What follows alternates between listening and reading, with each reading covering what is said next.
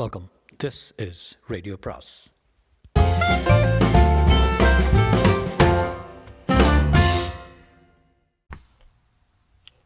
அனைவருக்கும் அன்பு வணக்கம். இந்திரா சவுந்தரராஜனின் ஒரு ஸ்ரீரங்கத்து தேவதை அத்தியாயம் 32. ஸ்வேதா என்கிற பெயரை பார்த்த மாத்திரத்தில் ஸ்ரீராமுக்கு உடம்பெல்லாம் பரபரக்க தொடங்கிவிட்டது. இன்னொருவனோடு கல்யாணமெல்லாம் முடிந்த நிலையில் எதற்காக ஃபோன் செய்கிறாள் என்கிற கேள்வியோடு தவித்தான். காது கொடுக்க சற்று பயம், தயக்கம் என்று எல்லாவுமாக இருந்தான். அருகிருந்த மீரா அவனது தயக்கத்தை கவனித்தாள். ஃபோனும் அடங்கிவிட்டது. போலீஸ் ஜீப் புறப்பட்டு தெற்கு கோபுரம் கடந்த சாலையில் ஊர்ந்து கொண்டிருந்தது. மீரா அவன் வசம் இருந்த ஃபோனை அவனை பார்த்தபடியே வாங்கி திரையை விசைத்து பார்த்தாள். மிஸ்ட் கால் ஸ்வேதா பெயர். மீராவிடமும் ஒரு பரபரப்பு. அவளை யதார்த்தமாக கவனித்த சுதர்சனும் திரையை பார்த்தான். பிறகு பேசினான். இந்த பொண்ணு இப்போ எதுக்கு ஃபோன் பண்ணுறா? தெரியல. அட்டன் பண்ண வேண்டியதானே? அது எப்படி? அவ நீ ஸ்ரீராமன் நினைக்கிறதும் ஸ்ரீராம் அவனை நினைக்கிறதும் ரெண்டு பேர் வாழ்க்கைக்கும் நல்லதில்லையே. பைத்தியம். இதை அவகிட்டே சொல்லலாமே. வேறு ஏதாவது காரணங்கள் கூட இருக்கலாம் இல்லையா? சுதர்சன் பேசியபடியே அந்த நம்பரில் பேச முயன்றான். வித் யோர் பர்மிஷன் நான் பேசுகிறேன். போகிறோம். இப்போ தான் ஒரு பெரிய பிரச்சனை நடந்து முடிஞ்சிருக்கு. புதுசாக ஏதாவது காதில் விட போகிறது. மீரா சொல்ல ஸ்வேதா ஃபோனின் மறுபக்கம் குரல் ஒலிக்கத் தொடங்கிவிட்டது. சுதர்சன் மிக மெல்லிய குரல். நான் மீராவோட ஃபியான்ஸை பேசுகிறேன். யார் பேசுகிறது? அவன் கேட்ட நொடிகளில் மறுபுறத்தில் பெரிதாய் ஒரு அழுகை சப்தம். அதைத் தொடர்ந்து தயங்கி பேச்சுகள். அந்த மறுபக்கத்து பேச்சு சுதர்சனை அப்படியே கொஞ்சம் கொஞ்சமாக இறுக வைத்து விட்டது. I see I am very sorry, very sorry என்று முடித்து கொண்டான். மீராவும் ஸ்ரீராவும் மிக ஆவலாக அவனை பார்த்தனர். முன் சீட்டில் அமர்ந்திருந்த முத்துராம் அப்போது பார்த்து இடையிட ஆரம்பித்தார். சிஸ்டர், நீங்கள் கிராஜுவேட் தானே? ஆமாம் சார். போஸ்ட் கிராஜுவேட்டா? ஆமாம். மேற்கொண்டு பிஹெச்டி இல்லைன்னா ஐஏஎஸ் ஐபிஎஸ்ன்னு படிக்கலையா? தோணலை. நீங்கள் ஐஏஎஸ் எழுதலாம். உங்கள் மாதிரி பெண்கள் அரசு பணிக்கு வந்தால் ரொம்ப நல்லா இருக்கும். பதிலுக்கு மென்மையாக சிரித்தாள். அதே வேகத்தில் சுதர்சனிடம் தான் ஊன்றினாள். சுதர்சனிடம் ஒரு மெல்லிய தடுமாற்றம். முத்துராமும் விடுவதாக இல்லை. நான் சார்ஜ் எடுத்து எவ்வளோ பிரச்சனைகளை பார்த்துட்டேன். அதில் நீங்கள் சம்மந்தமான இந்த குழந்தை பிரச்சனை ரொம்ப வித்தியாசமானது. எல்லா நேரமும் எல்லா கட்டங்கள்லையும் நீங்கள் சரியாக செயல்பட்டுருக்கீங்க. இந்த ஜென்ரேஷன் மேலே பெருசாக எனக்கு மரியாதையே கிடையாது. எப்போ பாரு செல்ஃபோனு, லேப்டாப்பு கண்ணையும் மனசையும் கெடுத்துக்கிட்டு ஸ்லோவாக அழிஞ்சிக்கிட்டு இருக்காங்க. தெருவில் விளையாடுறது, ஆற்றுக்கு போய் தண்ணி எடுத்துக்கிட்டு வர்றது, பெருசாக பொட்டு வச்சு பூ வைக்கிறது எல்லாமே அடியோட மாறிடுச்சு. பாவாடை தாவணியே இப்போ இல்லை. பசங்களும் டூ வீலர்ஸ் சுற்றுறது, பியர் குடிக்கிறது, கெட்டு குட்டிச்சவராயிட்டாங்க. இந்த சூழலில் உங்களை மாதிரி ஒரு பொண்ணை நான் பார்த்ததில் நினச்சி ஒரு ஆச்சரியமாக இருக்குது. மிஸ்டர் சுதர்சன், நீங்கள் ரொம்ப அதிர்ஷ்டசாலி என்று முத்துராம் கொஞ்சம் சமூக அக்கறையோடும் பேசினார். இப்போது தான் பேச வேண்டும். அதையெல்லாம் ரசிக்கும் மனநிலையில் இப்போது மீராவிடம் இல்லை. நல்ல வேளையாக வீடு வந்தது. இறங்கினார்கள். முத்துராமும் இறங்கிவிட்டு வாசலில் நின்று தெருவை பார்க்க மிக விரைப்பாக மீராவுக்கு ஒரு சல்யூட் அடித்தார். என்ன சார் இதெல்லாம்? இதை போலீஸ் கொடுக்குற கௌரவமா? வாசல்லையேவா? எல்லாரும் பார்க்க வேணாமா? ஆனால் டூ மச் சார். அப்படிலாம் இல்லை. நான் சொன்னது யோசிங்க. ஐஏஎஸ் எழுதுங்க. இந்தியன் அட்மினிஸ்ட்ரேஷன் சர்வீஸ்க்கு வாங்க. இதே ஊருக்கு நீங்கள் கலெக்டராக வந்து நானும் அப்போ இங்கேருந்து வந்து உங்களை இந்த மாதிரி சல்யூட் பண்ணி வாழ்த்தணும். நான் வரேன். உள்ளே வந்து காப்பி சாப்பிட்டுட்டு போங்களேன். இன்னொரு நாள் வரேண்ணே. உங்கள் கல்யாணத்துக்கு பர்த்டே வைக்க மறந்துடாதீங்க சொன்னி இப்படியே ஜீப்பில் ஏறிக்கொண்டு விலகியும் போனார். பார்த்தபடி இருந்த கோமலா ஓடி வந்தாள். மீரா, நியூஸ் பார்த்தேன். பெரிய சிஐடி வேலையெல்லாம் பார்த்துருக்க போல இருக்க. அதெல்லாம் ஒன்றும் இல்லை மாமி.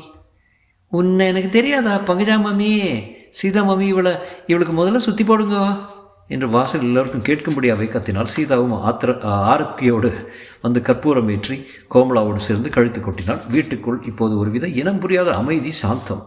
சந்தானகோபாலன் சுதர்சன் கையை பற்றி வந்து ஹால் சோஃபாவில் அமர வைத்தார். பங்கஜ் கண்களில் ஆழ்ந்த கண்ணீரில் ஈரம். ஆனால் மீராவும் ஸ்ரீராமும் சுதர்சனையே தான் பார்த்தபடி இருந்தனர். அவனிடமும் எப்படி ஆரம்பிப்பதென்று ஒருவித தயக்கம், தடுமாற்றம். போகிற ஃபோனில் என்ன தகவல் வந்தது? நீங்கள் எதுக்கு சாரி, வெரி சாரின்லாம் சொன்னேன்? மீரா சுதர்சனை தூண்டினாள். பங்கஜம், சந்தானகோபாலன், சீதா என்ற எல்லோரிடமும் கூட சட்டென்று ஒரு மாற்றம். சுதர்சன் அவர்களை எல்லாம் கூட பார்த்தான். பிறகு ஒரு தீர்மானத்துக்கு வந்தவன் போல வாய் திறந்தான். சொல்கிறேன் மீரா, சொல்கிறேன். உண்மையில் அந்த ஃபோன் ஒரு வரக்கூடாத ஃபோன். நல்ல வேலை நீங்கள் ரெண்டு பேரும் அட்டன் பண்ணல. பீடிக்க போதும். என்ன நடந்தது? அவங்கிட்ட மன்னிப்பு கேட்க நினச்சாலக்கம். அப்படி இல்லை. பீடிகை போதும் என்ன நடந்தது? அவன் என்கிட்ட மன்னிப்பு கேட்க நினச்சாலாக்கும்.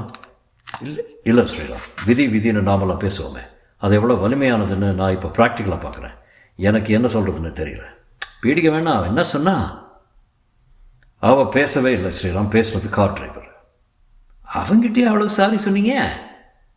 என்ன ஸ்ரீராமணி, கல்யாணமாகி சில மணி நேரங்களில் புருஷன் செத்துட்டான்னு காதில் தகவல் விழுந்தா வேற என்ன சொல்கிறது? வாட்?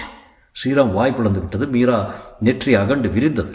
சந்தானகோபாலன், பங்கஜ், சீதா என்று மூவரிடமும் ஸ்தம்பிப்பு. ஆனால் சுதர்சன் காதுக்குள் ஃபோனில் பேசிய டிரைவரின் குரல். சார், கல்யாணம் முடிஞ்சு விருந்தும் முடிஞ்சிருச்சு சார். சாமி தரிசனம் பண்ண கொஞ்சம் நேரம் ஆகும்னு சொன்னாங்க. அந்த கேப்பில் இப்போ கல்யாண மாப்பிள்ளைக்கு அவர் ஆஃபீஸ்லேருந்து, அதாவது அமெரிக்காவிலேருந்து ஒரு ஃபோன் வந்துச்சு. ஏதோ ஒரு ஃபைலை அவசரமாக ஃபார்வேர்ட் பண்ண சொல்லியிருக்காங்க. அது இவரோட பர்சனல் லேப்டாப்பில் இருந்திருக்கு. அது இவரும் அவசரத்துக்கு கீழே திருப்பதி ஹோட்டல்லே வச்சுட்டு வந்திருக்காரு. அந்த ஹோட்டலில் தான் முதல் இரவும் ஏற்பாடு பண்ணியிருக்காங்க. அதனால் தரிசனத்துக்கு எல்லாம் அப்புறம் பார்த்துக்கலான்னு நான் கீழே போகிறான்னு கிளம்பிட்டாரு. சொல்ல கேட்காம அவரே டிரைவ் பண்ணிக்கிட்டும் போனார். நான் தயாராக இருந்தேன், தவிர்த்துட்டார். ஏன்னு தெரியல. ஃபோனில் வேறு பேசிக்கிட்டே தான் போனார். எல்லோரும் எவ்வளவோ சொன்னோம். நான் போய் இந்த லேப்டாப்பை எடுத்துகிட்டு வரேன்னு. கல்யாணத்துக்கு வந்து ஒருத்தர் மேலே யாருக்கிட்டே அது லேப்டாப் இருந்தால் அது மூலம் ஃபைல் அனுப்பலான்னு சொன்னார். அவர் எதையும் காதில் வாங்கிக்கல. விதி விளையாட தொடங்கிட்டா எந்த பேச்சும் காதில் விழாதும்பாங்க. அது எவ்வளோ பெரிய உண்மைங்கிறத நான் பார்த்தேங்க.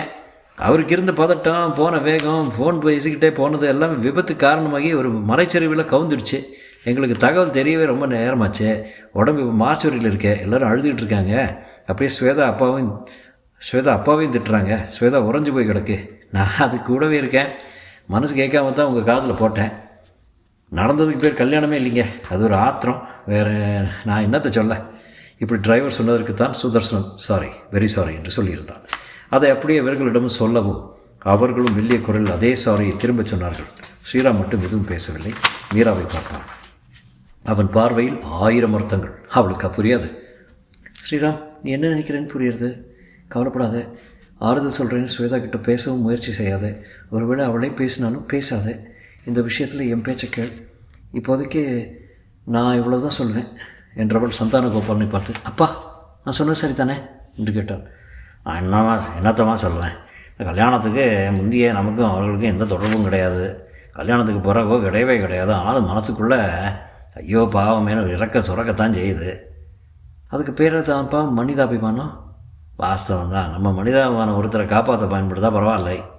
அழிஞ்சதுக்கு ஆயிடுத்தேம்மா. இல்லைப்பா, எதுவும் அழியலை. உண்மையில் ஆத்திரம், அவசரம், நாங்கிற மமதை இல்லாததான்பா இப்படி அழிஞ்சிருக்கு. தப்பிக்க வேண்டிய தப்பிச்செடுத்துப்பா. மீரா எங்கே வருகிறான்னு ஸ்ரீராமும் புரிந்து கொண்டார். சுதர்சனும் புரிந்து கொண்டார். நீ என்னம்மா சொல்கிற? சந்தானகோபாலன் கேட்டான். இவன் ஒருத்தன். அதெல்லாம் போக போக புரியும். கிணத்து தண்ணியை நீ எந்த ஆற்று வெள்ளமும் கொண்டு போகாது. இப்போ நாம் பேச வேண்டியது இவ கல்யாணத்தை பற்றி மட்டும்தான் என்று பங்கஜம் பாட்டி இடையில் புகுந்து மடை மாற்றம் செய்தாள். எங்கள் கல்யாணம் தான் 6 மாதம் தள்ளி போயிடுது என்று சுதர்சனும் கேட்டான்.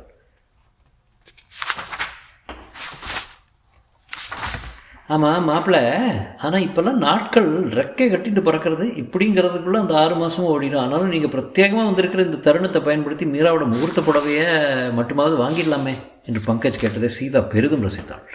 எந்த பொண்ணாக இருந்தாலும் புடவை கடைக்கு போவதை நினைக்கும் போதே மனம் எதனாலும் லேசாகி விடுகிறது. அது என்னமோ மாயமோ இல்லை உளவியலோ.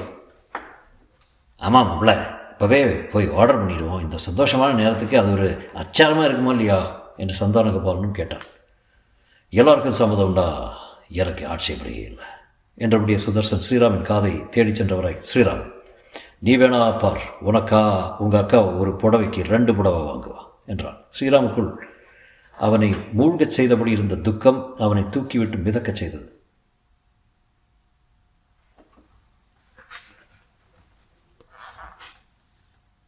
உண்மையில் இது உன் வரையில் துக்கமான தருணம் இல்லை. am I right என்று கேட்டவனை நெகிழ்வாக பார்த்தான் ஸ்ரீராம். பங்கஜம் சொன்னது போல 6 மாதங்கள் ஓட்டமாக ஓடிவிட்டன. கொடியாலம் சேஷாத்ரி ஐயங்கார் கல்யாண மண்டபத்தில் சுதர்சன் மீரா திருமணம் நடந்து கொண்டிருக்கிறது. கல்யாணத்துக்கு அந்த தொழிலதிபர் விநாயகம், ஏஞ்சல் மற்றும் குடும்பத்தோடு முதல் நாளே வந்துவிட்டார். சப் இன்ஸ்பெக்டர் முத்துராம், இன்ஸ்பெக்டர் ப்ரமோஷனோடு தன் மனைவி சகிதம் வந்துவிட்டார். வக்கீல் விஸ்வநாதனும் மனைவி சகிதம் வந்ததோடு கல்யாண வேலைகளில் ஈடுபட்டு கொண்டிருந்தார். வாசலில் போவோர் ஒருவருக்கெல்லாம் தாம்பூலம் தந்தது யார் தெரியுமா? கேட்டு அதிர்ச்சி அடையக்கூடாது. ஸ்வேதாவின் அப்பா வைத்தியநாதன். ஆம், அந்த தாம்தூம் மனிதர் தான். அவருக்கு உதவி நாம் ஸ்ரீதர். ஸ்ரீராம் மிக உற்சாகமாக ஓடியாடி கொண்டிருந்தான். மணமேடையில் மீரா அருகிலேயே ஸ்வேதா இருந்தாள்.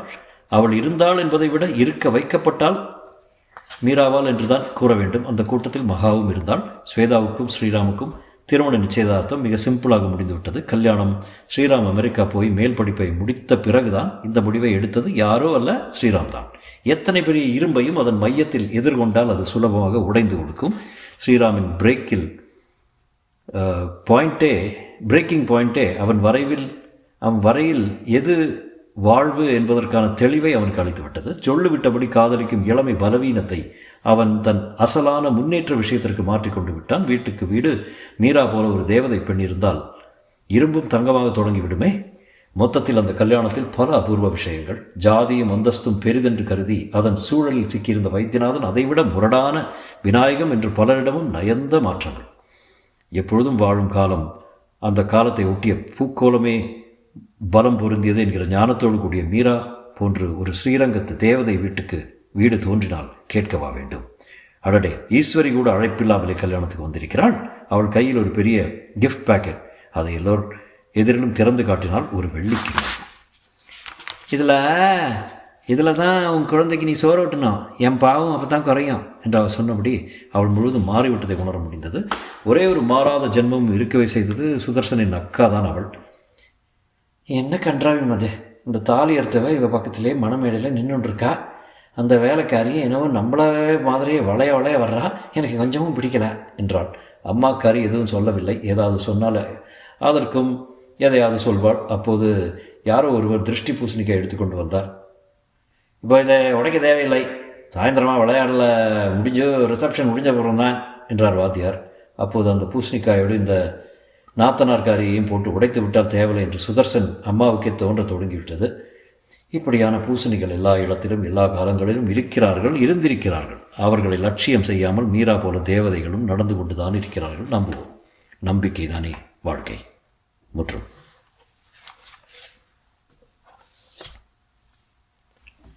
அப்போ ஒரு மாதிரி அந்த இந்திரா சவுந்தரராஜனோட ஃபர்ஸ்ட் டைம் நான் படிக்கிற ஒரு ஸ்ரீரங்கத்து தேவதை முடிஞ்சிருச்சு. எப்படி உங்களுக்கு பிடிச்சதுன்னு நீங்கள் சொல்லுங்கள். I am not sure whether you like it, didn't like it, எப்படின்னு தெரியல. என்னோடய எக்ஸ்பீரியன்ஸ் ஒரு மிக்ஸ்ட் பேக்னு சொல்லலாம். ஐ திங்க் த ரைட்டிங் ஃபஸ்ட்டாக படிக்கிறேன் இந்திரா சவுந்தரராஜன். இது வரைக்கும் படித்ததில்லை. இது என்கிட்ட வேறு புக்கெல்லாம் கிடையாது. நான் when I went to Coimbatore I saw this and I picked it. The writing is pretty clean.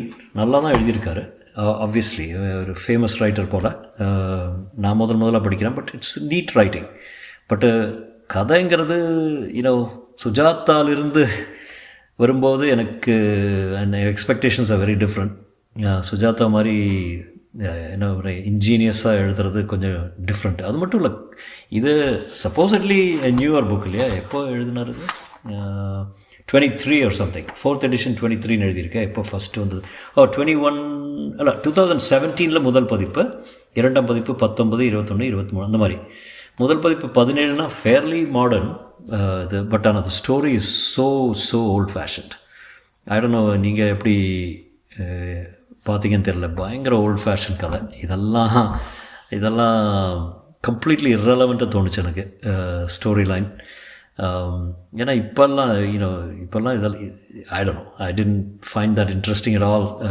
Characterisations also கொஞ்சம் சினிமேட்டிக்காக இருந்தது, கொஞ்சம் டிவி சீரியல் படிக்கிற மாதிரி இருந்தது actually speaking. But the language and all is perfect, நல்லா தான் இருந்தது. Characterisations are fairly okay, but very dramatic, very TV serial தான் பெஸ்ட் எக்ஸாம்பிள். அது மாதிரி இருந்தது. But it was good enough to actually continue to read. நான் படிக்க தோணுது இல்லை, பிகாஸ் எழுதின விதம் இட்ஸ் லைக் சுவாரஸ்யமாக இருந்தது. I think the way he wrote it was very easy prose. அப்படி படிச்சுட்டே இருக்கிற மாதிரி தோணுது. So hope you enjoyed it. I think it's a mixed பேக்னு நான் சொன்னேன். சம்வேர் இன் த மிடில் தான். It's not bad, it's not great, somewhere in the middle. I think the plot line was pretty weak, but story is okay. I think generally speaking ரொம்ப old fashion தான் நான் சொல்லுவேன். உங்களுக்கு பிடிச்சா இல்லைன்னு தெரியல. I'm sure she has he இல்லை, it's a he I believe. She has other books which is probably better. எனக்கு தெரியாது. நான் எடுத்த கண்ணு மூடிய ஒரு புக் எடுத்தேன், ஸ்ரீரங்கத்து தேவதைன்னு பார்த்தப்போ ஓகே சம்திங் சுஜாதா ஞாபகத்தில் எடுத்தேன். ஸோ என்னோடய எக்ஸ்பீரியன்ஸ் நான் சொல்லிட்டேன். உங்களுக்கு எப்படின்னு தெரில. இதோட என்னோட எல்லா மெட்டீரியலும் முடிஞ்சது. Absolutely I have nothing to read right now. நாளைக்கு பார்ப்போம், ஏதாவது maybe I do an English short story or something like that. ஒன்றுமே கிடையாது என் கையில் வேறு. So I have to go dig and see if they have something at all. பார்ப்போம். மீண்டும் சந்திக்கும் வரை வணக்கம் கூறி விடைபெறுகிறேன். நன்றி, வணக்கம்.